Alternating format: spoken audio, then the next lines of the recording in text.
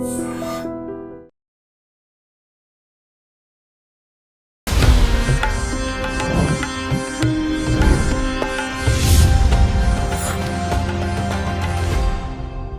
ప్రేక్షకులకు నమస్కారం. దైవానుగ్రహం కార్యక్రమానికి స్వాగతం. మానవుడి ఆయుష్ ఒకప్పుడు 150 సంవత్సరాలకు పైగా ఉండేదన్నమాట. కానీ ఇప్పుడు 150 కాదు, కనీసం 100 సంవత్సరాలు కూడా బతకలేకపోతున్నాడు. ఎందుకు? అడిగి తెలుసుకుందాం. మనతో పాటు స్వామి యోగానంద శిష్యులు స్వామి రమణానంద భారతి గారు ఉన్నారు. ఆయనతో మాట్లాడదాం. నమస్తే అండి. నమస్తే అమ్మా. గురుగారు, ఎందుకు పూర్ణాయుషుతో మానవుడు జీవించలేకపోతున్నారు? ఎందుకు మెల్లిమెల్లిగా ఆయుష్ అనేది తగ్గిపోతుంది? ఇప్పుడు కనీసం 80 సంవత్సరాలు కూడా బతకలేకపోతూ ఉన్నారు. ఎందుకు? మంచి ప్రశ్న వేశారమ్మా. ఇప్పుడు ఇది అందరికి కూడా చాలా అవసరము.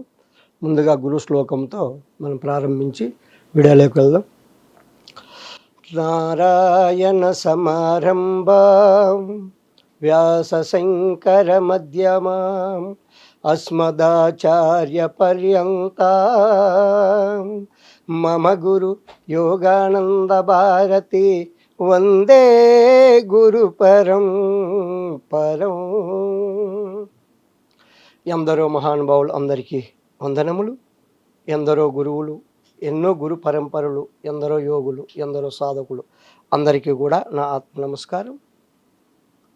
ఇప్పుడు మనం మానవుడు పూర్ణాయుస్తో ఎందుకు జీవించలేకపోతున్నాడు అనే ప్రశ్న మీద మాట్లాడుకుందాం. ఆ సద్గురువు ఏం పలికిస్తాడో దాన్నే మనము అందరం కూడా విందాము.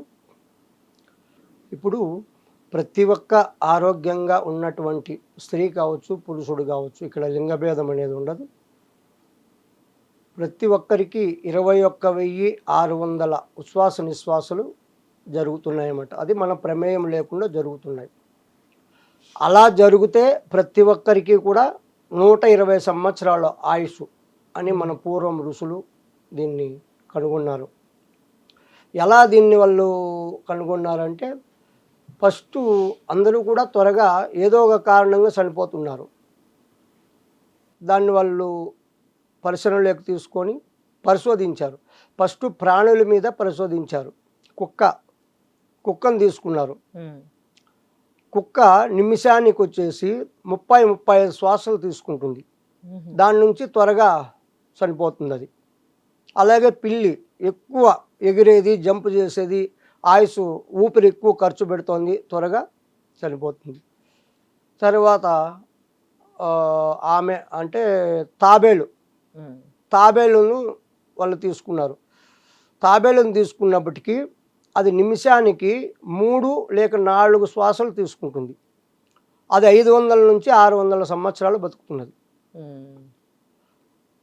వీటన్నిటిని వాళ్ళు పరిశోధన చేసి అప్పుడు శ్వాసను పట్టుకుంటే మనిషి చాలా రోజులు ఎక్కువ బతకచ్చు అని వాళ్ళు ఆలోచించారనమాట. అప్పుడు 21,600 ఉచ్ఛ్వాస నిశ్వాసాలు అందరికీ జరగవు. ఎందుకు జరగవు అంటే, ఎక్కువ కష్టపడుతుంటారు కదా, ఎక్కువ కష్టపడే వాళ్ళకు ఎక్కువ ఊపిరి ఖర్చు అయిపోతుంది. అలాగా త్వరగా మరణం వస్తుంది అనమాట. తర్వాత పరిగెత్తుతారు ఎక్కువ, వాళ్ళకు కూడా ఎక్కువ శ్వాస ఖర్చు అయిపోతుంది, వాళ్ళు కూడా త్వరగా ఇదైపోతారు. తర్వాత భయము, ఇప్పుడు అనుకోకుండా ఒక ప్రదేశానికి వెళ్ళినప్పుడు భయపడతారు కదా, ఆ భయంలో కూడా ఎక్కువ ఊపిరి ఖర్చు అయిపోతుంది, అలా కూడా చనిపోతున్నారు. ఇంకా స్త్రీ సంభోగంలో అప్పుడు కూడా ఎక్కువ శ్వాసలు ఖర్చు అయిపోతాయి, అలాగూ కూడా మనిషి. ఇంకోటి, ఆహారం ఎక్కువ తీసుకుంటే కూడాను ఊపిరి ఎక్కువ ఖర్చు అయిపోతుంది. ఇప్పుడు ఎక్కువ వాళ్ళు తినేదానికంటే ఎక్కువ తిన్నారనుకో, అప్పుడు ఏమవుతుందంటే అలా అనుకుంటారు.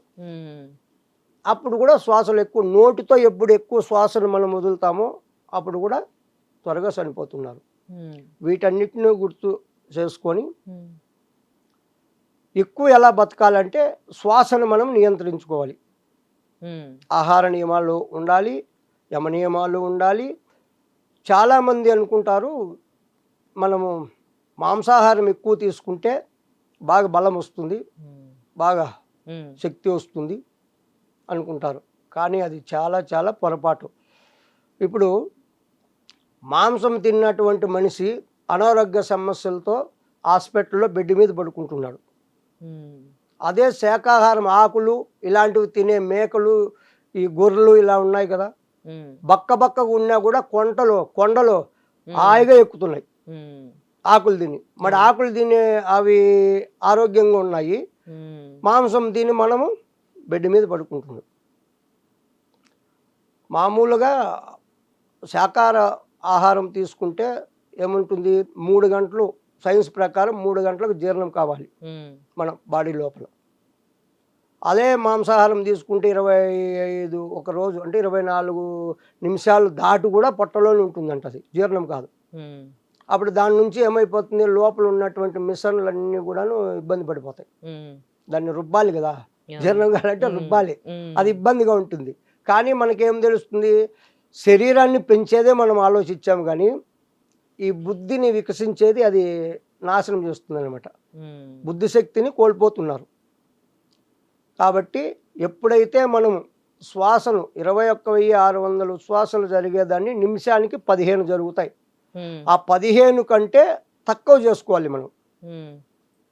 15 శ్వాసల కంటే ఎవరైతే తగ్గించుకొని వాళ్ళు ఆ ప్రాణాయామం ద్వారా ఆహార నియమాలు పాటిస్తూ వాళ్ళు ఎవరైతే చేయగలుగుతారో వాళ్లకు ఎన్ని సంవత్సరాలే బతకచ్చు అని మన ఋషులు పూర్వమే నిరూపించారు. చాలా కాలం కూడా బతికారు కూడా వాళ్ళు.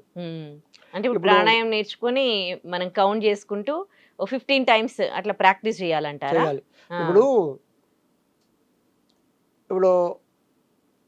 నిమిషానికి 15 అన్నాం, 21,600 ఉచ్ఛ్వాస నిశ్వాసాలు 24 గంటలు అంటే నిమిషానికి 15 అంటే గంటకి ఎన్నాయా? 15 into 6 60 90 900. అలా అందరికీ జరగడం లేదు. అందుకే మనుషులు త్వరగా ఊపిరి ఎక్కువ ఖర్చు, మనం దినానికి ఎంత ఖర్చు పెట్టాలో అంతకంటే ఎక్కువ ఖర్చు పెడుతున్నాం. కాబట్టి అలా కూడా జనాలు ఆరోగ్యం కోల్పోతున్నారు, ఆయుష్ కూడా నశించిపోతుంది. ఇప్పుడు మనం ఈ ప్రాణాయామం ద్వారా ఇప్పుడు మనము శ్వాసను తీసుకొని ఆఫ్ చేస్తాం. ఓ 30 సెకండ్ ఆఫ్ చేసామనుకో, ఇప్పుడు ఒక్కసారి తీసుకుంటాము, 30 సెకండ్ హోల్డ్ చేసి మనము అలాగే సాధన చేస్తాం. అప్పుడు ఒకటే ఖర్చు అవుతుంది. అప్పుడు నిమిషానికి ఎన్ని అయితే 2 శ్వాసలే ఖర్చు అవుతాయి. అప్పుడు ఎన్ని మిగులుతాయి మనకు? 13 అంటే 13 శ్వాసలు మిగులుతాయి. మామూలుగా అయితే 15 ఖర్చు అవుతాయి. ఇప్పుడు మనం ఈ టెక్నిక్ లో ఉన్నప్పుడు మనకు 2 కదా ఖర్చు అవుతుంది, అప్పుడు మనకు స్టోర్ అవుతుంది కదా. అలా మనం ఎంత చేసుకోగలిగితే అంత మనకు స్టోర్ అవుతాయి, అప్పుడు ఆయుష్ వృద్ధి చెందుతుంది. దీంట్లో ఇంకొక విషయం, మనం ఎందుకు శ్వాసను కుంభకము అంటారు, దాన్ని తీసుకునేది పూరకము, ఆఫ్ చేసేది కుంభకము, వదిలేది రేసకం. కుంభకంలో మనం ఎంతసేపు ఉంటాం అంతసేపు ఏమవుతుందంటే ఆ శ్వాస అనేది లోపల శరీరానికి ఎక్కడెక్కడ మలినం ఉంటుందో, ఎక్కడెక్కడ బ్లాకేజ్ ఉంటుందో అదంతా కూడా శుద్ధి చేస్తుంది. శుద్ధీకరణ చేసినప్పుడు మన బాడీకి కొన్ని వేల సెల్స్ అంటారు కదా, జీవకణాలు ఉత్పత్తి అవుతూ చనిపోతూ ఉంటాయి.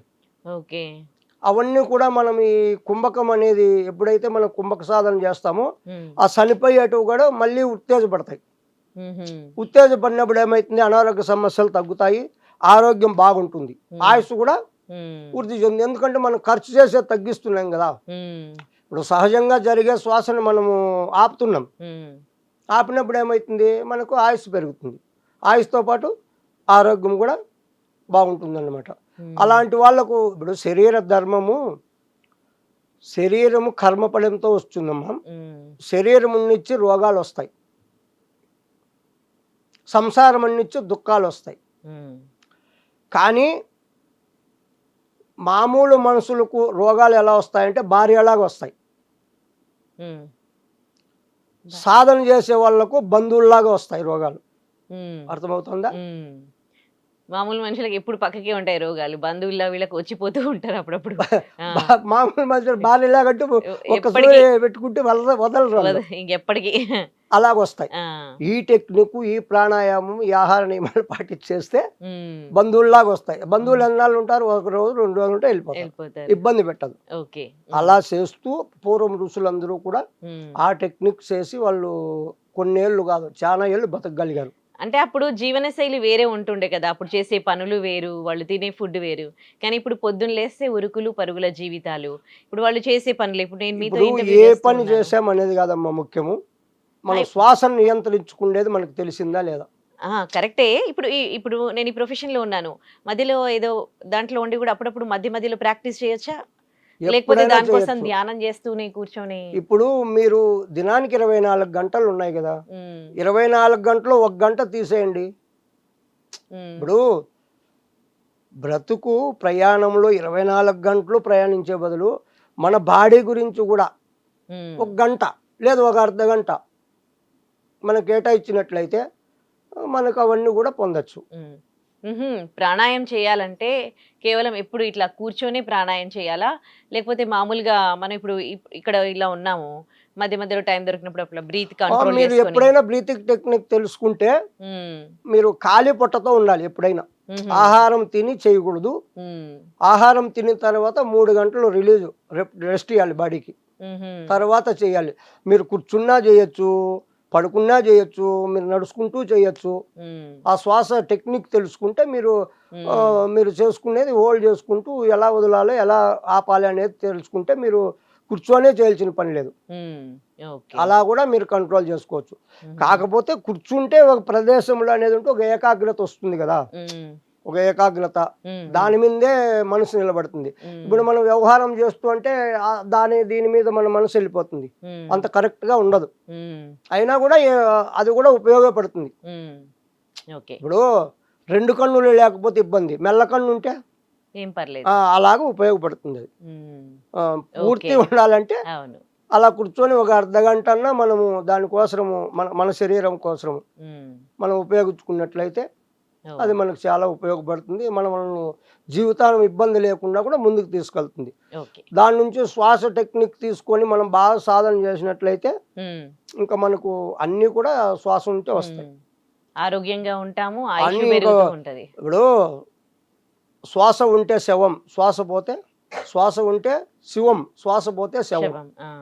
కదా! అవును. మరి మనం ఏది పట్టుకోవాలి? శ్వాసను శ్వాసని పట్టుకోవాలి. పట్టుకోవాలి. కరెక్ట్. శ్వాసను పట్టుకుంటే అన్నీ వస్తాయి. హ్మ్. శ్వాస విషయం తెలుసుకోకుండా మనము ఏం చేసినా కూడా అంత రిజల్ట్ రాదు. హ్మ్. ఊరికే చేస్తున్నాం.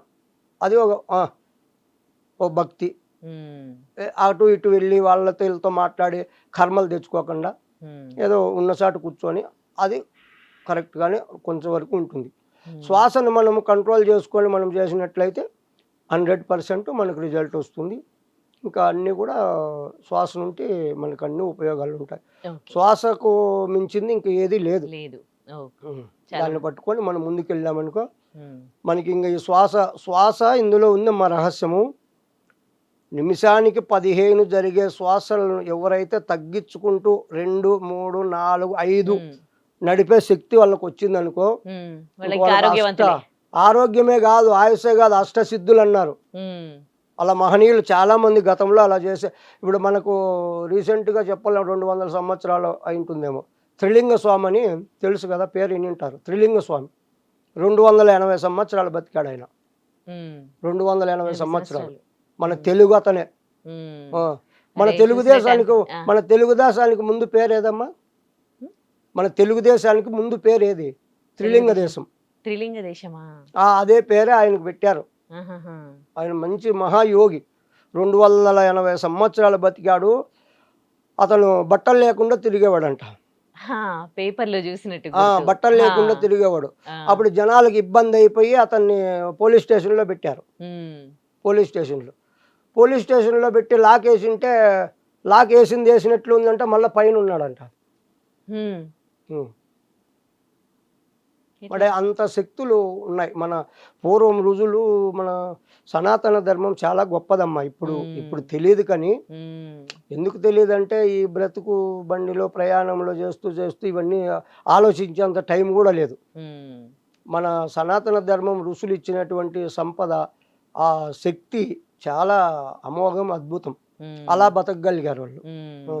ఇప్పుడిప్పుడు మళ్ళీ తెలుసుకుంటున్నారులే. అందుకే ఇప్పుడు కొన్ని ప్రాక్టీస్ ఈ చేస్తున్నారు. కరోనా ఆ తల్లి చెప్పాలంటే కరోనా చాలా మంచిగానే వచ్చింది. అవును. ఆ కరోనా వచ్చినప్పుడుంటే భయం ప్రాణభీతి. అవును. ఇప్పుడు భక్తి కావాలని కాదు. త్వరగా చనిపోకూడదు. ఏదో ఈ మెడిటేషన్‌లు ఇవి చేస్తే ఏదో కొన్నాళ్ళు బతుకుతామంట అని వాళ్ళు దీంట్లోకి ఎలాగైనా ఏమి హ్మ్. ఆ కరోనా వచ్చి మంచే చేసింది. అవును. జనాలను భక్తి జ్ఞానానికి పెంచింది. అంతకుముందు ఒక్క రూపాయి ఖర్చు పెట్టే వాళ్ళ వాళ్ళు ఇచ్చేవాళ్ళు కాదు. చాలామంది అన్యాయంగా కుక్కల కంటే హీనంగా చనిపోయారు కదా అప్పుడు. అవును. అదంతా గుర్తుపెట్టుకొని ఇప్పుడు ఇది శాశ్వతం కాదు. ఇప్పుడు ఏదో ₹10 దానం చేసి కూడా వస్తున్నారు ఆ కరోనా నుంచి. నిజంగా అవును. అంత భయపెట్టింది కరోనా. అప్పటి నుంచి జీవన విధానం కూడా కొంచెం మారింది. మారింది. మన కల్చర్ ని ఫాలో అవుతూ ఉన్నారు. అవుతున్నారు. మన పద్ధతులు, తినే ఫుడ్ కూడా అన్నీ కూడా ఇప్పుడు మనవి అలవాటు ఫాలో చేసుకున్నారు. అవుతున్నారు. ఇప్పుడు భక్తి అనేది కూడా చాలా మందికి భక్తి మెడిటేషన్ చేయాలి, ఆరోగ్యం కాపాడుకోవాలి అనేది చాలా మందికి ఇప్పుడు పెరిగింది. పెరిగిందనమాట. ఓకే. పెరిగింది. కానీ పెరిగింది గానీ కరెక్ట్ దారి అనేది తెలుసుకోలేకున్నారు. హ్మ్. అంటే మోసాలు కూడా పెరిగిపోయాయి కదా. సో పెరిగిపోయాయి. మోసాలు అనేసరికి ఒకటి చెప్తాను నేను. సాధువులు ఉంటారు కదా, ఆమా. వాళ్ళు అంటే నిజమైన సాధువు ఎలా ఉండాలి అసలు? అంటే చాలా మంది గెడ్డాలు మీసాలు పెంచేసుకొని విభూది అది పెట్టేసుకొని ఉంటారు. కొంతమంది గురువుల్లాగా అవతారం ఇచ్చి మోసం చేస్తూ ఉన్నారు. అందుకని నమ్మకం అనేది పోతూ ఉంది. అందరూ మోసం అన్నట్టుగా కొంతమంది మాట్లాడుతూ ఉంటారు. అసలు నిజమైన సాధువు అంటే ఎవరు? ఎలా ఉండాలి సాధువు? ఇప్పుడు ఇక్కడ చెప్పాలంటే సాధువు అంటే చనిపోయినాడు అని అర్థం. ఇప్పుడు సాధువు అంటే చనిపోయినాడు అని. చనిపోయినాడు అని అంటే ఏం చనిపోయినాడు? అతని లోపల ఉన్నటువంటి భావాలు ఏదైతే ఉన్నాయో, కోరికలు, ఆశలు, గర్వము, డాంబికము, అలా ఉండాలి, ఇలా ఉండాలి, అది సంపాదించాలి, ఇన్ని కూడా వెళ్ళిపోవాలి. అవన్నీ వెళ్ళిపోతే ఇంకా అతను చనిపోయినట్లే కదా. అందుకు వాళ్ళు ఏమన్నారంటే ఒకే మాటలో సాధువు అంటే చనిపోయినోడు.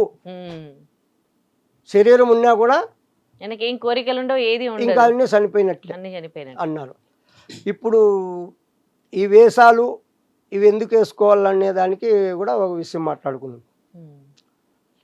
ఇప్పుడు అయ్యప్ప స్వాములు ఉన్నారు, వ్రతం చేస్తారు వాళ్ళు 48 రోజులు లేదా 60 రోజులు 21 రోజు. వాళ్ళకు ఒక డ్రెస్సు, ఒక పద్ధతి అనేది పెట్టారు కదా. అవును. అదే లేకపోతే మామూలుగా వ్రతం చేస్తే మామూలు జనాలు కూడా వాళ్ళకి ఇబ్బంది పెట్టేకి అవకాశం ఉంటుంది. అవును. ఇది మామూలుగా ఉండాలి లేరా అని అందరూ కూడా అలాగే క్లోజ్గా ఉండేవాళ్ళు, అలాగే బిహేవ్ ఉంటుంది. వాళ్ళు ఆ పద్ధతి, ఆ డ్రెస్ కనపడింది అనుకో, వాళ్ళు ఆలోచిస్తారు, ఓహో ఇతను ఏదో భగవంతుని దీంట్లో ఉన్నాడు అనేది. వాళ్ళు కూడా ఇతన్ని ఇబ్బంది పెట్టరు. వీళ్ళు కూడా ఈ డ్రెస్సు ఉన్నంత వరకు అంతకుముందు ఎన్ని చేశారో వాళ్ళు అవి చేయకుండా కూడా ఇవి గుర్తిస్తూ ఉంటాయి ఎప్పుడు. ఇప్పుడు కాషాయం వేసమ్మ, కాషాయం అంటే ఏది? అగ్నికి చిహ్నం. కాషాయం అంటే అగ్నికి చిహ్నం. అది అగ్ని అంటే జ్యోతి, అంటే ప్రకాశం, ప్రకాశం అంటే జ్ఞానం, రతి అంటే రమించడం, అంటే ఆ జ్ఞానాన్ని పొందడం లేదా అనుభవించడం. అందుకు మన భూమి భరత భూమి, యోగ భూమి, ధర్మభూమి, కర్మభూమి అని అందుకు కొలిచారు వాళ్ళు. అందుకే ఆ పేరు పెట్టారు భరత్ అని. చాలా మందికి తెలియదు ఆ పేరు ఎందుకు వచ్చిందో కూడా తెలియదు. భరతుడు పాలించిన అనుకుంటారు. అలా కాదు. అంటే ప్రకాశం, ప్రకాశం అంటే జ్ఞానం, అంటే రమించడం, అంటే ఆ జ్ఞానానికై మనం పొందడము, అనుభవించడం. ఇప్పుడు మన దేశాన్ని ఏమంటారు? జ్ఞానభూమి అంటారు కదా, యోగ భూమి, ధర్మభూమి అంటున్నారు. దేవతలందరూ కూడా మన భూమి మీద నడిగాడారు అంటారు. అందుకు వాళ్ళు ఆ పేరు పెట్టారనమాట. ఇప్పుడు మనం పొందాల్సింది ఏంది? జ్ఞానమే కదా. ఇప్పుడు మనం పొందాల్సింది ఏంది? జ్ఞానమే. అందుకు ఆ పేరు. అందుకు భారతదేశం. అన్ని దేశాలు కూడా ప్రపంచం వరల్డ్ అంతా కూడా ఒక ఇండ్లు అయితే మన భారతదేశం పూజా మందిరం. అర్థమైందమ్మా? ప్రపంచం అంతా ఒక ఇండ్లు, ఒక హౌస్ అయితే మన భారతదేశము పూజా మందిరం. అంటే అంత ప్రత్యేకమైంది, అంత గౌరవించదగింది, అంత ఎక్కువ. మన భారతదేశానికి మించిన దేశం లేదు. అందుకే మహనీయులు చాలా మంది అన్నారు, భారతదేశంలో కుక్కగా పుట్టినా కూడా గౌరవమే అన్నారు. మనిషి కాదు, కుక్కగా పుట్టినా కూడా భారతదేశంలో గౌరవం అన్నారు. వేరే దేశానికి ఇంత లేదు. ఉందా మరి? అందుకే మన భారతదేశం అంటే అంత గొప్పది అన్నమాట. అలాగా మనం సాధు అనేవాడు అలా ఉండాలి. ఇంకా ఈ కాషాయము, ఆ విభూది, బొట్టు ఎందుకు పెట్టుకోవాలి అని ఒక ప్రశ్న. చాలా మంది బొట్టు పెడుతున్నారు, కానీ కొందరు పెడుతున్నారు, కొందరు దాన్ని ఏదో అది పెడితే ఏదో నామోసిగా కూడా ఫీల్ అవుతున్నారు. కదా. ఉమ్, మన బాడీలో 72,000 నాడీ మండలం నాళ్ళు ఉంటాయి, ఉమ్, కానీ అవి ఎక్కడా కలవు. ఉమ్, ముఖ్యమైనటివి ఇడా, పింగళ, సుషుమ్న. ఆ మూడు ఎక్కడ కలుస్తాయంటే భ్రూమధ్యంలో కలుస్తాయి. ఉమ్, ఇక్కడ ఇక్కడ మనం బొట్టు పెట్టడం వల్ల ఈ ప్రెస్ చేస్తాం కదా, బొట్టు పెట్టినప్పుడు ఇక్కడ ఉమ్, ఉమ్, ఉమ్, ఆ ఆ శక్తి అనేది, ఆ సుషుమ్న అనేది యాక్టివేట్లో ఉంటుంది అనమాట. ఉమ్, మన బాడీలో ఏదైనా కానీ శక్తి బయటికి వెళుతుంది ఎనర్జీ అంటే ఉమ్, ఇక్కడ నుండి త్వరగా వెళ్తుంది. ఉమ్, ఓకే. ఉశ్వాస నిశ్వాసాల నుండి వెళుతుంది, ఇక్కడ నుండి వెళుతుంది. ఉమ్, ఇంకొకటి, ఎదుటి మనిషి మనల్ని చూసినప్పుడు వాళ్ళ చూపు ఎక్కడ పడుతుంది? ఫేస్ మగం మీద పడుతుంది. ఉమ్, కొందరు కన్నులు ఎలా దృష్టి కన్నులు అంటారు చూడు, ఉమ్, ఉమ్, అవును, ఆ దృష్టి కూడా మనకి తగలకుండా ఇది కాపాడుతుంది. బొట్టు కాపాడుతుంది. తర్వాత థర్డ్ ఐ అంటారు కదా, జ్ఞాననేత్రం. ఉమ్, ఆ జ్ఞాననేత్రము త్వరగా యాక్టివేట్ కావాలి, ఓపెన్ కావాలి అన్నా ఇక్కడ బొట్టు పెట్టుకోవాల్సింది కరెక్ట్ విషయం అనమాట. ఉమ్, మనం బొట్టు పెట్టుకున్నప్పుడు ఇక్కడ ప్రెస్ చేస్తాం కాబట్టి అక్కడ ఉన్నటువంటి నాడులు ఉత్తేజపడతాయి. ఉమ్, అప్పుడు మంచి ఎనర్జీ ఉంటుంది, ఉమ్, మనకు అన్నీ కూడా దాని నుండి ఉపయోగపడతాయి. ఎదుటి మనిషిని ఆకర్షణ భావము కలుగుతుంది. ఉమ్, ఇప్పుడు బొట్టు పెట్టిండే వాళ్ళని చూడండి, తెలియకుండా కూడా వేరే వాళ్ళు ఏదో గౌరవంగా వాళ్ళను చూస్తారనమాట. ఉమ్, అన్ని అందుకు ఉపయోగపడుతుంది. ఉమ్, తర్వాత మన హిందువులని గుర్తించుకునేదానికి కూడా ఉమ్, ఉపయోగపడుతుంది. ఓకే. ఇన్ని రకాలు బొట్టు ఉంది, ఉమ్, మరి మనం బొట్టు పెట్టుకోం. ఉమ్, అప్పుడు అందరూ చూడండి, ఇప్పుడు ముస్లిం సోదరులు ఉన్నారు, ఉమ్, చిన్నప్పటి నుండి టోపీ అలవాటు చేస్తారు వాళ్ళకు ఉమ్, నెత్తిన కదా. ఉమ్, అవును, ఇంకా క్రిస్టియన్స్ వాళ్ళు ఉన్నారు, ఏది వాళ్ళు కూడా మెల్లో సిలువ క్రీస్తు- పెడతారు. వేసుకుంటారు. మరి మన హిందువులు ఎందుకు బొట్టు పెట్టుకోరు? ఉమ్, ఇప్పుడు వాళ్ళది, మంది సనాతన ధర్మం, ఉమ్, మంది మతం కాదు, ఉమ్, మంది సనాతన ధర్మం. సనాతనం అంటే ఏమి? శాశ్వతమైంది, ఇప్పుడు ఉండి రేపు లేకుండా పోయేది కాదు, ఎప్పటికీ ఉండేది. ఉమ్, సృష్టికి పూర్వము, సృష్టిలోన, సృష్టి తర్వాత కూడా సనాతన ధర్మం ఉంటుంది. ఉమ్, మరి అలాంటి ధర్మం మనకు ఉన్నప్పుడు మనం మన బొట్టును పెట్టుకొని మనం ఎందుకు ప్రజల్లోకి వెళ్ళలేకున్నాము? ఉమ్, ప్రతి ఒక్క హిందువు ఉమ్, తప్పనిసరిగా బొట్టు ధరించాలి. ఆ బొట్టు నుంచి ఎన్ని ఉపయోగాలు ఉన్నాయో ఇప్పుడు మీకు అర్థమైంది కాబట్టి, ఇంకా ప్రతిరోజు కుంకుమ కానీ, చందనం కానీ, విభూది కానీ, తిలకం కానీ ఏదైనా ఉమ్, మనము పొద్దున్నే స్నానం చేసిన తర్వాత బయటికి వెళ్ళాలి అన్నప్పుడు అలా ధరించి వెళితే మనం వెళ్ళే పనులు కూడా అన్నీ కూడా విజయవంతంగా నెరవేరుతాయి. మనకి ఎలాంటి ఆ దృష్టి దోషం అనేది తగలదు. ప్రతి ఒక్కరు కూడా మనల్ని గౌరవించే విధానం కూడా మార్పు వస్తుంది, గౌరవిస్తారు కూడా. ఆ లక్షణం అలా కనపడుతుంది. లక్ష్మీకి చిహ్నం బొట్టు. అన్ని రకాలు మనకు ఉపయోగపడతాయి కాబట్టి అందరూ కూడా బొట్టును ధరించండి. ఏ ఫీల్ కావద్దండి, బొట్టు పెట్టుకుంటే మీకు అన్ని ఉపయోగాలే ఉంటాయి, కానీ అపయోగం అయితే ఉండదు. కుదరదు. ఆరోగ్యంతో పాటు అన్నీ బాగుపడతాయి. ఓకే. ఇంకో ప్రశ్న గురువుగారు, ధ్యానం చేస్తాం కదా, ఇది కూడా అప్పట్లో మన వాళ్ళందరూ చేసేవాళ్ళు, ఇప్పుడు చేయట్లేదు. కానీ ధ్యానం అంటే కళ్ళు మూసుకొని ఇట్లా కూర్చుంటే అది ధ్యానం అయిపోద్దా? అసలు ధ్యానం ఎట్లా చేయాలి? ఇప్పుడు చాలామంది ఈ ప్రశ్నలే అడుగుతున్నారు. మేము 8 గంటలు కూర్చుంటాం, 10 గంటలు కూర్చుంటాము అని. అప్పుడు మీరు ఎలా కూర్చుంటున్నారు అంటే, కన్నులు మూసుకొని కూర్చొనేస్తే ధ్యానం అయిపోతుందా? కాదు. మీరేం చేస్తున్నారు? శరీరము బయట తిరిగేదాన్ని కూర్చోబెడుతున్నారు అంతే. లోపల తిరిగేటివి తిరుగుతూనే ఉంటాయి, ఆలోచనలు వస్తూనే ఉంటాయి, ధ్యానం చేస్తూ ఉంటాయి. అస్సలు ఒక క్షణం కూడా కంట్రోల్ చేసుకోవాలి. మరి అప్పుడు మీరు ఎన్ని గంటలు కూర్చుంటే ఏం ప్రయోజనం? ఆ ధ్యానం ఎలా అవుతుంది? అది మన చేతుల్లో ఉండదు కదా, ఎంత కంట్రోల్ చేసుకోవాలనుకున్నా కానీ. అది కంట్రోల్ చేసుకుంటేనే ధ్యానం అవుతుంది. దానికే ధ్యానం అంటారు. శరీరం కూర్చోబెడితే నువ్వు తిరిగినా ఒకటే, కూర్చున్నా ఒకటే. లోపల తిరిగేటివి ఆగాలి, ఆలోచనలు. ఇప్పుడు మనస్సు. దీనికి ఏమంటారంటే తలల బోడవున కానీ తలపలు బోడవున అంటారు. తల ఏమైనా ఉన్నా గుండు కొట్టించుకొస్తాం, లోపల ఉండే తలపులు ఆలోచనలు పోతున్నాయా? పోలేదు. నువ్వు కూర్చుంటావో, పండుకుంటావో, తిరుగుతావో ముఖ్యం కాదు, ఆలోచనలు తగ్గాలి. అది ఉంటేనే ధ్యానం అవుతుంది. అది లేనిది నువ్వు ఎన్ని గంటలు కూర్చున్నా కూడా. ఇంకోటి, మనం మాట్లాడుతూ ఉంటే ఆలోచనలు అంతగా రావు. ఒక్కసారి కళ్ళు మూసుకొని కూర్చోమడే, చిన్న బుట్టుంటే ఉండేటివి, ఎవరైనా నిన్ను తిట్టిండేటివి, వాళ్ళను తిట్టిండేటివి, చేసిండే అప్పులు, ఇంకోటి అన్నీ మంచిగా వస్తాయి. వస్తాయి లేదా? అవును, అన్ని గుర్తొస్తూ ఉంటాయి. మరి ధ్యానం ఎలా జరుగుతుంది? ధ్యానం ఎలా జరుగుతుంది అక్కడ? అక్కడ ధ్యానం ఎలా అవుతుంది? ఉమ్, కూర్చోబెట్టావు, శరీరం తిరిగేదాన్ని కూర్చోబెట్టావు అంతే. ఉమ్. మరి ఎలా అవి ఆలోచనలు అవన్నీ control ఆలోచనలు ఎప్పుడైతే తగ్గుతాయో అప్పుడు ధ్యానం నీకు వస్తుంది. అది అసలు ఎవరికి సాధ్యం కావట్లేదు, చాలా కష్టం అవి చేయాలంటే. అప్పుడు అందుకే అమ్మా మనోళ్ళు పూర్వం అన్ని ఆలోచించారు. ఉమ్, దానికే అన్నిటికీ మూలం ప్రాణాయామం టెక్నిక్ పెట్టారు. ఉమ్, ఇప్పుడు మనసుకు శ్వాసకు సంబంధం ఉంది. శ్వాస కంటికి కనపడదు, మనసు కంటికి కనపడదు, కానీ శ్వాస స్పర్శ తగులుతుంది. ఉమ్. శ్వాస తగులుతుంది కదా స్పర్శ, అవును అవును. దాన్ని పట్టుకుంటే ఆలోచనలు తగ్గుతాయి. మనసు తగ్గితే ఆలోచనలు తగ్గుతాయి. ఉమ్, అందుకే శ్వాస వేగాన్ని, శ్వాస పొగురును తగ్గిస్తే ఉమ్, ఆలోచనలు తగ్గుతాయి ఉమ్, అని వాళ్ళు ప్రాణాయామం నుండి. ఇప్పుడు ప్రాణాయామం చేసి మనము ధ్యానంలో కూర్చున్నామనుకో ఆలోచనలు తగ్గుతాయి, ఆ స్థితి వస్తుంది. ఉమ్, అలాగే నువ్వు కంటిన్యూగా చేస్తూ ఉంటే లాస్ట్కు ఆలోచన లేని స్థితికి అప్పుడు ధ్యానం కుదురుతుంది. ఉమ్. అంటే రెగ్యులర్ గా చేస్తూ ఉండాలి, చేయాలి చేస్తూ కదా. ఉంటే ఆలోచనలు పోతాయి. పోతాయి కంపల్సరీ. ప్రాక్టీస్ చేస్తే ప్రాణాయామం నేర్చుకుని. ఇప్పుడు ప్రాణాయామం లేకపోతే సుషుమ్న యాక్టివేట్ కాదు. మెయిన్ ఆహార నియమాలు పాటించాలి. ఆహార నియమాల నుండి ప్రాణాయామం చేస్తే ప్రాణాయామం నుండి సుషుమ్న యాక్టివేట్ అవుతుంది.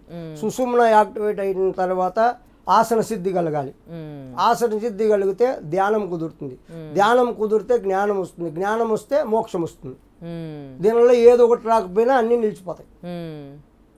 ఓకే, స్టెప్ బై స్టెప్ ఉన్నాయి ఇవి. అదే అదే. పతంజలి మార్చు కూడా యమ నియమ ఆసన ప్రాణాయామ ప్రత్యాహార ధారణ ధ్యాన సమాధి లాస్ట్కి చెప్పాడు. ఉమ్, ఇవన్నీ పాటిస్తూనే సమాధి స్థితికి వెళ్తావు. మరి మనము ఇవన్నీ ఏది లేకుండా ఊరికే నేను కళ్ళు మూసుకొని కూర్చేసుకుండా ఓ అమ్మ 14 గంటలు కట్టినా 24 గంటలు కూర్చుండంటే ఊరికే శరీరం కూర్చుంది అంతే. లోపలి కూర్చోవాలి. నువ్వు కూర్చుంటావో కూర్చోవో ఇది కాదు ప్రశ్న, లోపలి ఆగాలి. ఉమ్. లోపల ఆలోచనలు ఉన్నాయి కదా, ఆ, వాటిని మనం కంట్రోల్ చేయగలగాలి. కుక్క వంటి మనసు కూర్చుండనివ్వదు తిక్కబట్టినట్లు తిప్పుచుండు, కుక్కను చంపితే చక్కని మనసురా అన్నాడు. మనసే అన్నిటికీ మూలం. ఉమ్, మనసు అన్నిటికీ మూలం మనసే. ఉమ్, నువ్వు జ్ఞానం భగవంతుడు కావాలన్నా మనసే, అదో పతనానికి మురిక్కాలవలేక వెళ్ళాలన్నా మనసే. మనసుకు మించింది ఏదీ లేదు. ఉమ్, మనసు నిలబెడితే అతను ఇంకా యోగి. ఉమ్. ఓకే. మెయిన్ మనసు. ఆ మనసు ఎలా నిలబడుతుంది? మనం తినే ఆహారాలు బట్టి, ఉమ్, మనం ఏ ఆహారం తింటామో దాని భావనలు మనకు వస్తాయి. ఆహా.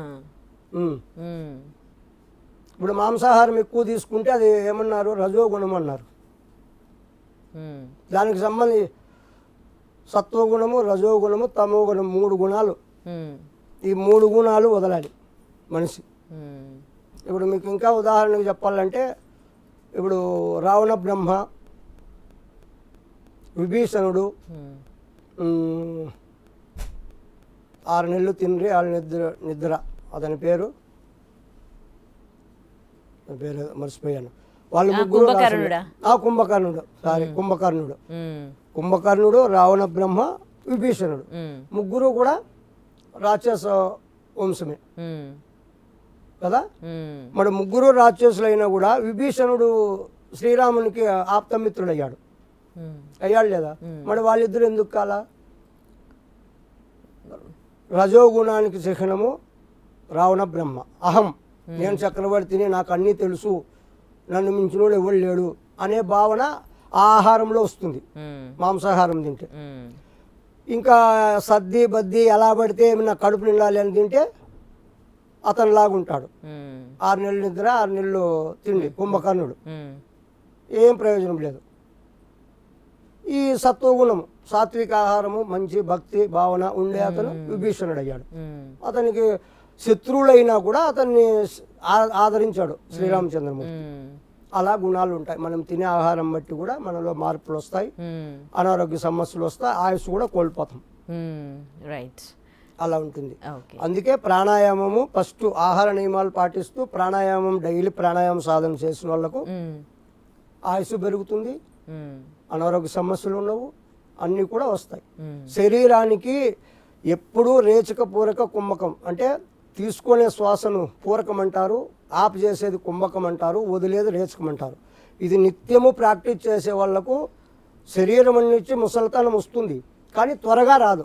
ఓకే. అదే వాళ్ళకు సంవత్సరాలు పైబడినా కూడా ముసలితనం అనేది కనిపించకుండా ఉంటుంది అనమాట ఆ సాధన వల్ల.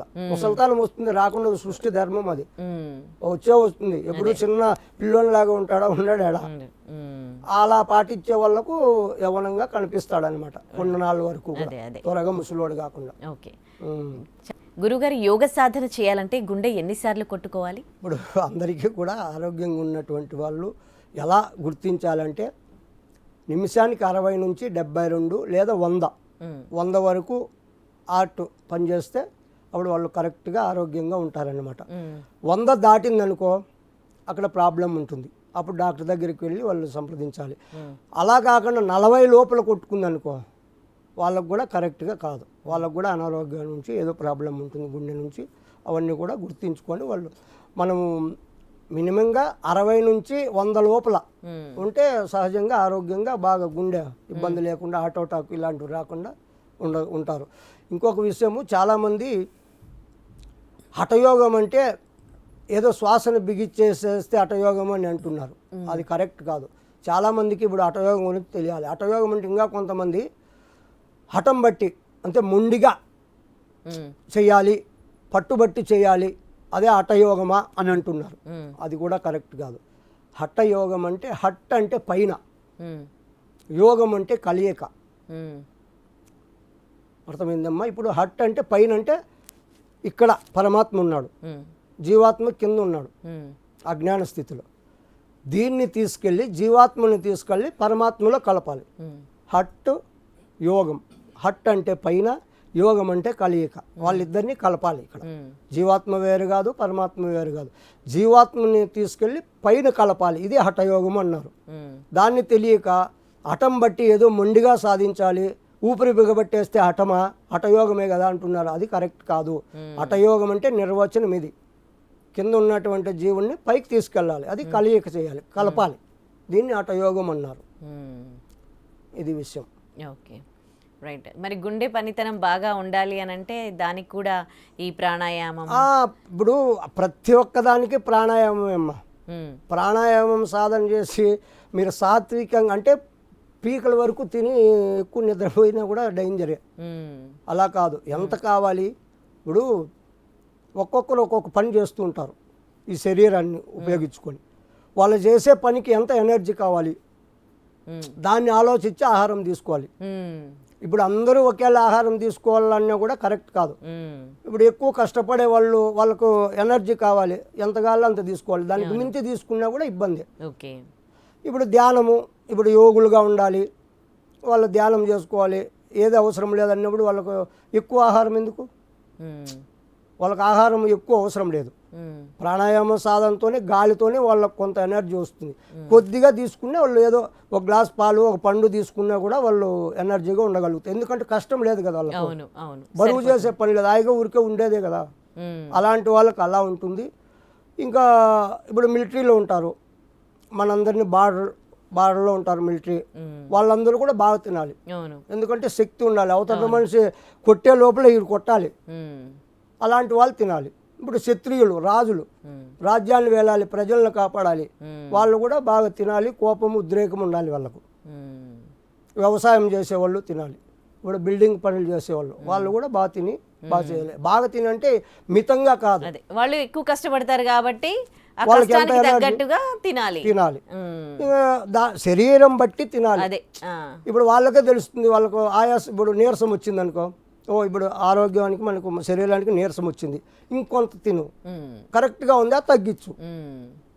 ఇంకొకటి 3 రోజులు ఏమి ఆహారం తీసుకోకుండా పోతే సర్వ రోగాలు పోతాయి అంటుంది శాస్త్రం. కానీ 3 రోజులు చేయగలం ఉండగలిగితే. నిమ్మరసం దాగి ఉంటారు అలాంటి వాళ్ళు. నిమ్మరసం పొద్దున్నే నిమ్మకాయ పిండుకొని ఒక చెమ్ము నీళ్లు అంటే 1 లీటరు నీళ్ళలేక ఒక నిమ్మకాయ పిండుకొని పొద్దున్నే తాగారనుకో ఇంకా ఆ రోజంతా ఆకలి కాదు. మొత్తం మంచినీళ్ళు కూడా తీసుకోవద్దా? ఇంకా అది తాగితే చాలు మీకు. ఇప్పుడు తింటేనే, ఇప్పుడు ఏదన్నా తింటేనే దప్పే అవుతుంది, తినకపోతే దాహం ఎలా అవుతుంది? అలా అంటారు. ఓకే, ఏం తినరు కాబట్టి దాహం కాదు. సో ఉదయాన్నే వాటర్ తీసేస్తే అప్పుడు ఏమైపోతుందంటే లోపల ఉన్నటువంటి కల్మషం ఏదేదో ఉంటుందో అదంతా కూడా శుద్ధి జరుగుతుంది లోపల. మిషన్లు మళ్ళీ బాగా పనిచేస్తాయి. అరిగిపోయి ఇప్పుడు డైలీ మనం డైలీ మిక్స్ చేస్తే అరిగిపోతాయి లేదా మిషన్ రాపిడ్ చేసి చేసి చేసి గ్యాప్ ఇస్తే ఇది కూడా అంతే. ఎప్పుడు 24 గంటలు జీవితం అంతా వేస్తూ ఉంటే అది ఏం చేస్తుంది లోపల చెప్తుందా? లోపల ఏం చేయాలి? అది కొన్నాళ్ళకి ఇబ్బంది అయిపోయి అన్నీ ఇదైపోతాయి, అన్నీ లోపల అరిగిపోతాయి. అందుకే మన వాళ్ళు ఇవన్నీ గమనించి ఏకాదశికి ఒక రోజన్నా ఉపవాసం ఉండండి అన్నారు. అల్లన్న ఉంటే ఒక రోజు ఉన్నా సంవత్సరం అంతా ఉపయోగపడతారు అని. 3 రోజులు కంటిన్యూగా ఉపవాసం ఉంటే ఎలాంటి రోగాలు లోపల ఉన్నా కూడా డాక్టర్ అవసరం లేదు. నిత్య నూతన యవ్వనం అంటారు, అలా వాళ్ళ బాడీ మళ్ళీ రికవర్ అయిపోతుంది. ఎన్ని డేస్కి ఒకసారి ఉండాలి అంటే ఎన్ని నెలలకు ఒకసారి ఎట్లా? మీరు అలా కాదు, వారానికి ఒక్కరోజు ఉపవాసం ఉంటే చాలు. వారానికి ఒక్కరోజు మొత్తం ఏం తినకుండా నిమ్మకాయ నీళ్ళు తీసుకోవాలి, నిమ్మకాయ రసం తాగి పొద్దున్నే అలా ఉండండి. మీరు అప్పుడు మీ బాడీ మీకే అర్థమైపోతుంది ఎలా ఉంటుంది అనేది. వారానికి ఒక్కరోజు ఉంటే చాలు అలా కంటిన్యూగా. ఇంకా పూర్వం మన వాళ్ళు ఏం చేసేవాళ్ళు తెలుసా? నెలకు ఒక్కసారి బేదికి వేసుకునేవాళ్ళు, బేదికి ఇచ్చేవాళ్ళు అంట. అంటే బేది లూజ్ మోషన్, అప్పుడు లోపల ఉండేదంతా క్లీన్ అయిపోతుందని. ఇప్పుడు అవన్నీ ఎక్కడ చేస్తున్నారు? అలా చేసేవాళ్ళు, అప్పుడు ఆరోగ్యంగా ఉండేవాళ్ళు. స్నానం చేయాలంటే ఫస్ట్ ఏం చేసేవాళ్ళు? చెవుల్లోకి కొబ్బరి నూనె లేదా ఆముదం వేసుకొని స్నానం చేసేవాళ్ళు అంట, తలకంతా మర్దన చేసుకొని. నెలకు ఒక్కసారైనా నువ్వుల నూనె మర్దన చేసుకునేవాళ్ళు శరీరానికి, నువ్వుల నూనె మర్దన చేసుకునేవాళ్ళు శరీరానికి అప్పుడు వాళ్ళు. అందుకే శరీరం గట్టిగా కాంతిగా ఉండేది వాళ్ళకి. ఎంత కష్టపడినా ఇబ్బంది లేకుండా ఉండేది, నొప్పులు లేకుండా. నువ్వుల నూనెలో అంత ఇది ఉందన్నమాట, రోగ నిరోధక శక్తి. ఎలాంటి నొప్పులు ఉన్నా పోతాయి ఆ మర్దన చేసుకొని మనం స్నానం చేస్తే వేడి నీళ్ళతో. అలా చేసేవాళ్ళు పూర్వం. అందుకే వాళ్ళు ఎన్ని సంవత్సరాలైనా వాళ్ళు ఎలా బతకగలిగారు? బాగా యాక్టివ్గా పనులు చేసేవాళ్ళు. 90 ఏళ్ళు అయినా కూడా వాళ్ళ పనులు వాళ్ళు చేసుకునేవాళ్ళు. మరి ఇప్పుడు ఏది? ఇప్పుడు ఇవన్నీ కూడా మొరట అయిపోయాయి. ఇప్పుడు నూనె పెట్టాలన్నా ఇబ్బంది. అందుకే త్వరగా పట్టదలకాయ వచ్చేస్తుంది ఇప్పుడు నూనె పెట్టక జనాలకు. నూనె పెడితే ఏమవుతుందంటే ఎంటుకలు గాలికి అల్లాడవు. గాలికి ఎప్పుడైతే అల్లాడతాయో అప్పుడు ఈ కుదులు లూజ్ అయ్యి ఎంటుకలు ఊడిపోతాయి. అది తెలియలా. ఇప్పుడు ఫ్యాషన్గా షాంపూలు వేస్తే నిగనిగలాడతాయి, అది ఒక స్టైల్గా అనుకొని ఉన్నారు అంతే. నూనె పెడితే అసహ్యం కదా, ముద్ద ముద్ద అవుతుంది. ఆ నూనె పెట్టడం వల్ల మన జుట్టు ఎప్పటికీ కూడా ఊడిపోదు. అలా ఉన్నది అప్పుడు. అప్పుడు చిన్నప్పుడు అంటే పళ్ళుల్లో ఇవన్నీ చేసేవాళ్ళు బాగా. ఇప్పుడు ఫ్యాషన్, ఇప్పుడు షాంపూలు ఏంది స్నానం చేయరు, సీగాకాయ కూడా వేయరు, షాంపూనే కావాలి. సీకాయ అన్న ఇస్తారు అంత మేలు, అదే వేయరు. ఇలా ఉంటుంది. ఇంకా సాధువు అప్పుడే అడిగారు ఒక ప్రశ్న, సాధువు బొట్టు ఎందుకు పెట్టుకోవాలి, రుద్రాక్షలు ఎందుకు వేయాలి, గడ్డం ఎందుకు పెట్టుకోవాలి, ఇవన్నీ అన్నారు. బాగుంది. ఇప్పుడు చాలామంది ఒక యోగి, ఒక సాధువు ఇలా ఉంటేనే కరెక్ట్ వాళ్ళ అభిప్రాయం. సాధువు అన్ని తర్వాత ఎర్రబట్టలు వేసుకోవాలి, రుద్రాక్షలు వేసుకోవాలి, గడ్డం ఉండాలి, జుట్టు ఉండాలి, వికారంగా ఉండాలి, కరెక్టే. మరి వాళ్ళు అనుకున్నట్లు వీళ్ళు ఉండాలంటే వీళ్ళకు బతకాలి, ఎలా ఉండాలని వీళ్ళ లైఫ్ స్టైల్ వీళ్ళకు వద్దా? సాధువు అయినంత మాత్రాన అన్నీ వదిలేసి ఉండాలని ఎక్కడనుందా? ఇప్పుడు మీరు అనుకున్నట్లు వీళ్ళు మారాలంటే పోనీ వీళ్ళు అనుకున్నట్లు మీరు మారతారా? అంటే మీరే అన్నారుగా సాధువు అంటే కోరిక లేకుండా, కోరికలు లేకుండా శరీరాన్ని ఎలా పడితే అలా చేసుకోమని. రోగాలు వస్తే వాళ్ళు మళ్ళీ ఆసుపత్రికి తీసుకెళ్తారా సాధువులను? ఏమ్మా, ఇప్పుడు శరీరాన్ని కూడా మనము భగవంతుణ్ణి మనం చేరాలంటే ఉపాధి శరీరం, ఆత్మే పరమాత్మ కదా. మరి ఈ ఆత్మ ఎక్కడుంది? శరీరంలో ఉందంటున్నారు. మరి శరీరం కరెక్ట్గా మనం శరీరాన్ని చూసుకోకపోతే భగవంతుణ్ణి ఎలా చేరతాం? రోగాలు వచ్చిపోతే ఎడబడిపోతాం కదా. మరి దీన్ని కాపాడుకోవాలా. దేహమే దేవాలయం, జీవ పరమాత్మ అన్నాడు కదా సనాతన. మరి ఈ దేహాన్ని మనం చూసుకోలేకపోతే నువ్వు భగవంతుని చెందే వరకు ఎలా ఉంటావు? రోగాలతో పడి ఆసుపత్రుల్లో ఉంటావు. ఒకడు కూడా నీ దగ్గర కూర్చుంటాడు అసహ్యంగా. ఇప్పుడు ఒక వారం మనం స్నానం చేయకపోతే పక్కలో కూర్చుంటే వాడు కూర్చొని లేచిపోతాడు. ఒక వారం ఒక రోజు అవునా లేదా? మరి ఎప్పుడు చూసినా ఈ ప్రజలు సాధువు అంటే ఇలాగే ఉండాలి, ఎందుకు బాగుమూలుగా ఉండాలి, పుట్టకోసి పెట్టుకొని ఉండాలి కదా, చెట్టు కింద కూర్చోవాలి కదా అంటే అలాగే ఉందా? వాళ్ళకు స్వేచ్ఛ వద్దా? వాళ్ళు ఎలా ఉండాలి వాళ్ళకి తెలీదా? ఇది కాదు అడగాల్సింది. వాళ్ళ నుంచి సమాజానికి మంచి జరుగుతుందా, చెడు జరుగుతుందా, దాన్ని బట్టి ఆలోచించాలి ఎవరైనా. కరెక్ట్. ఇప్పుడు సాధువు ఏమో మీరు చెప్పినట్లే ఉంటాడు, మరి సాధువు చెప్పినట్లు మీరు ఉంటారా? మరి ఎందుకు ఉండరు? ఆయన మీరు చెప్పినట్లయితే ఉండాలి, మీరేమో హాయిగా అన్నీ చేసుకొని ఉండాలి. ఇది ఇది ఎలా ఉంటుంది? ఇది కరెక్టేనా? మరి అదే కాలమాన పరిస్థితులు బట్టి అన్నీ కూడా మార్పులు ఉన్నాయి. రైట్. ఇప్పుడు అప్పుడు సమాజంలో పుట్టకోస పెట్టుకొని తిరిగారు, ఇప్పుడు అలా పెట్టుకొని తిరుగు పిచ్చోడు అని చెప్పి ఎతకపోయి దీంట్లో పెడతారు, పిచ్చాసుపత్రిలో పెడతారు లేదా? ఇప్పుడు సమాజం అలా ఉంది. మరి దాన్ని బట్టి మారాలి, ప్రతి ఒక్కరూ మారాలి. కానీ మనం ఏ వేషం వేస్తాము అనేది కాదు ముఖ్యం, ఏం ప్రజలకు ఇస్తున్నాము, మంచి చేస్తున్నామా చెడు చేస్తున్నామా, అదే కదా కావాల్సింది. మరి అలా ఉంటుంది. కాకపోతే వాస్తవంగా అయితే వేషధారణ చేసి మోసాలు చేసే వాళ్ళు కరెక్ట్గా ఉన్నారు, లేదని కాదు, అలాగా ఉన్నారు, ఇలా ఉన్నారు. అదే ఇప్పుడు చాలామంది మహనీయులు కూడా మంచి మంచి బట్టలు వేసుకొని వాళ్ళు ఇది చేసిన వాళ్ళు లేరా? మన దీంట్లో ఉన్నారు, బట్టలు లేకుండా ఉండేవాళ్ళు ఉన్నారు. ఇప్పుడు మనము జనాలలో ఉండేటప్పుడు జనాలకు ఎలా ఉండాలో అలా ఉండాలి. తానొవ్వక ఇతరులను నొప్పించుక తప్పించుకు తిరుగువాడు ధన్యుడు సుమతి అన్నాడు. మనం ఇప్పుడు ప్రపంచంలో ఉన్నాం, అదే మనం అరణ్యం హిమాలయాసు అక్కడ అడవుల్లో ఉంటే వాళ్ళకి బట్టలతో పనిలే, ఎందుకంటే ఎవరు రారు చూడరు, వాళ్ళ కర్మ ఏదో వాళ్ళు ఉంటారు. ఇప్పుడు మనం జనారణ్యంలో ఉన్నాం, ఇది అరణ్యం అంటే జనారణ్యం. ఈ జనారణ్యంలో కూడా జనాలకి ఎలా నచ్చితే అలాగే ఉండాలి, అలా ఉండకపోతే గురువు సరిలేదంటాడు. అవునా కదా? ఇప్పుడు జనరేషన్ బట్టి నేను కూడా గతంలో ఈ గడ్డం అంతా ఇంతవరకు పెంచుకొని ఎర్రబట్టలు వేసుకొని ఉండేవాడిని. అప్పుడు జనాలు భయపడేవారు, ఏదో మంత్రికుడు ఉన్నట్టున్నాడు, అది కాక హిమాలయాల్లో వెళ్ళి వచ్చాడు కదా నాగా సాధువులు అఘోరీల దగ్గర ఏదో మంత్రశక్తులు నేర్చుకొని వచ్చాడు అని జనాలు వచ్చాక భయపడేవారు. వాళ్ళే చెప్పారు, గురువుగారు ఇలా ఉంటే కాదు, మిమ్మల్ని చూసి అంత భయపడుతున్నారు, ఏదో మాంత్రిక శక్తులు ఉన్నాయని, ఆధ్యాత్మికంగా మిమ్మల్ని అనుకోలేదు, మీరు ఫస్ట్ ట్రెండ్ మార్చండి. ఇప్పుడు జనాలు ఎలా ఉందో ఇప్పుడు అందరూ ఎలా చెప్తున్నారు. ఇప్పుడు పత్రిజీ మాస్టర్ ఆయన ఎంత ఇది చేశాడు, మరి అతను ఏమన్నా అలా బట్టలు ఏమన్నా వేసుకున్నా మామూలుగా ఉన్నాడు కదా. అలా చాలామంది ఇప్పుడు మన హైదరాబాద్లో ఎంతోమంది విద్య చెప్తున్నారు, వాళ్ళందరూ కూడా మామూలుగా జనాలలో ఎలా ఉండాలో అలా ఉండారు. మరి మీరు ఎప్పుడో ఓల్డ్ పాచింతకాయ పచ్చడిలాగా ఉంటే ఎవరు ఆకర్షణ ఉండదు, ఇలా మారాలి అని జనాల కోసమే మారాల్సి వస్తుంది. మరి ఇంక మనం ఏం చేస్తాము, అలా ఉంటే అలా అంటారు, ఇలా వస్తే ఇలా అంటారు, మరి ఎలా చేయాలి? ఇక్కడ మనం ఎలా బట్టలు అనేది కాదమ్మా, మనం ఏం జనాలకు మెసేజ్ ఇస్తున్నాం అది మనము ముఖ్యం, అది ఉంటుంది. అలాగా ఉండాలి, ఇలాగా ఉండాలి, తప్పదు, సందర్భం బట్టి అలా ఉండాలి. జనారణ్యంలో ఉంటే ఇలా ఉండాలి. చాలా ధన్యవాదాలు గురుగారు, చాలా మంచి విషయాలు తెలియజేశారు. హరి ఓం. మమ గురు యోగానంద భారతి పాదపద్మం నమస్కరిస్తూ లోకా సమస్త సుఖినో భవంతు.